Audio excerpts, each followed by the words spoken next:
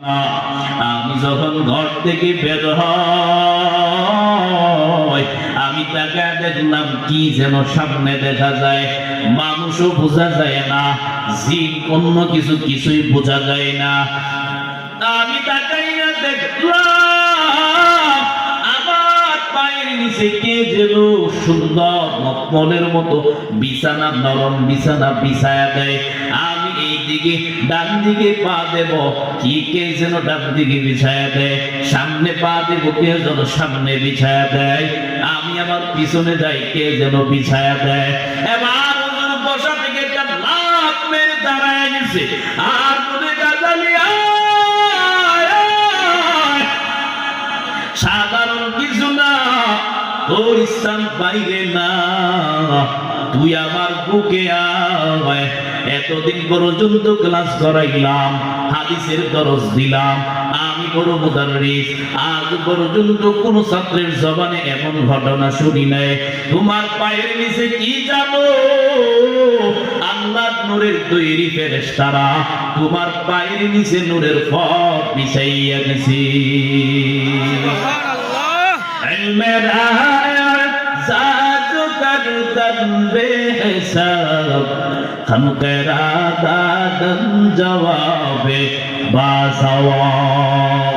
কোরআন ওয়ালাদের দাম কে বাড়ায় দিছে? আল্লাহ। আর জবান ছেড়ে বলতে হবে কে বাড়ায়? আল্লাহ।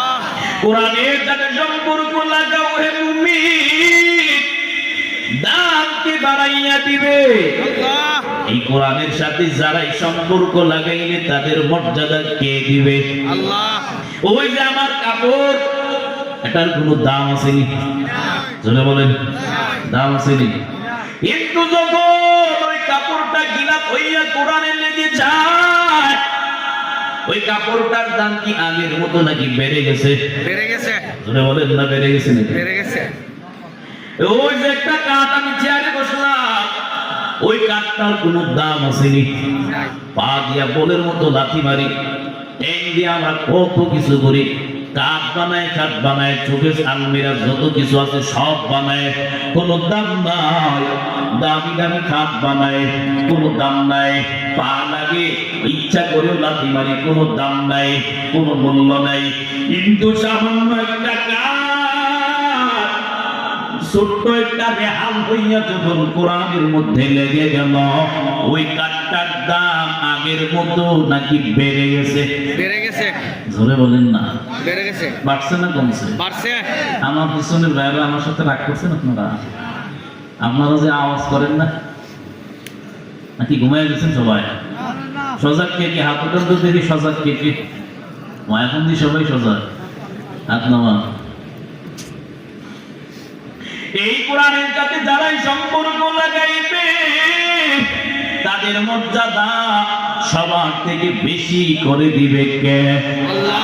ওই যে ওলামায়ে কেরাম হেলিকপ্টার দিয়া চলে, মানুষ রাস্তা দিয়া চললে সালাম দেয়, হাফেজে কোরআন রাস্তা দিয়ে হাঁটলে মানুষ মুসাফা করে, ওইটা আলেমদের বাপ দাদার কোনো সম্মান না, আলেমদের ব্যক্তিগত কোনো ক্রেডিট না। কেন মানুষ সম্মান করে? তার ব্যক্তিগত কোনো গুণের কারণে না। আল্লাহ দামি কোরআন সিনায় লাগাইছে, দামকে বাড়ায় দিছে। আল্লাহ কোরআন বুকে লাগাইছে, আমার আল্লাহ দাম বাড়াইয়া দিছে। আর যারা এই দামি উলামায়ে কেরামের সাথে বেয়াদবি করবে, আল্লাহ তাদেরকে জায়গায় জায়গায় লাঞ্ছিত করবে, ঠিক কিনা? মামুনুল হক সাহেবের মানুষ সম্মান করে, ওর বাবার টাকা বেশি, ক্ষমতা বেশি, বয়সে সম্মান করে বেশি। না না, বাবা কোনো টাকা নাই, বাবা কোনো ব্যক্তিগত কিছু নাই, এরপরেও মানুষ কেন সম্মান করে? বলে এটা অন্তর থেকে আসে, আল্লাহর কোরআন লাগাইছে। আর তোমাদেরকে যারা রাস্তায় দেখলে ভয় পায়, তোমাদেরকে সালাম করে, তোমাদেরকে স্যালুট জানায়, তোমাদের সম্মানটা টাকায় কেনা, তোমাদের সম্মানটা পয়সায় কিনা, তোমাদের সম্মানটা ক্ষমতায় কিনা।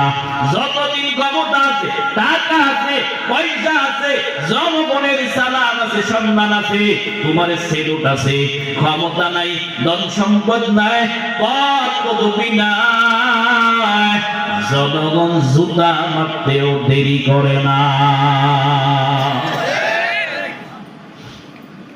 কোন কারণে উলামায়ে কেরামের বিরোধিতা করো?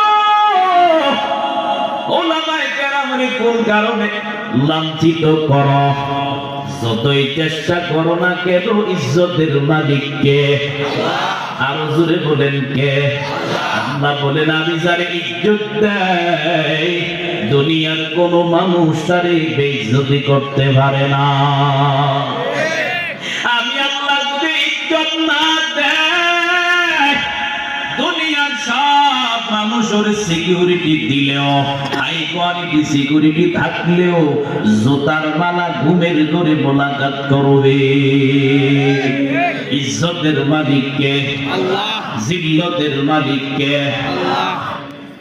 বেয়াদবি করবা না রে ভাই, তাকাইয়া দেখো না উলামায়ে কেরামের যখন জেলখানায় নেয়, এক জায়গা থেকে অন্য জায়গায় মানুষ সালাম দেয় আর বলেন, সাহেব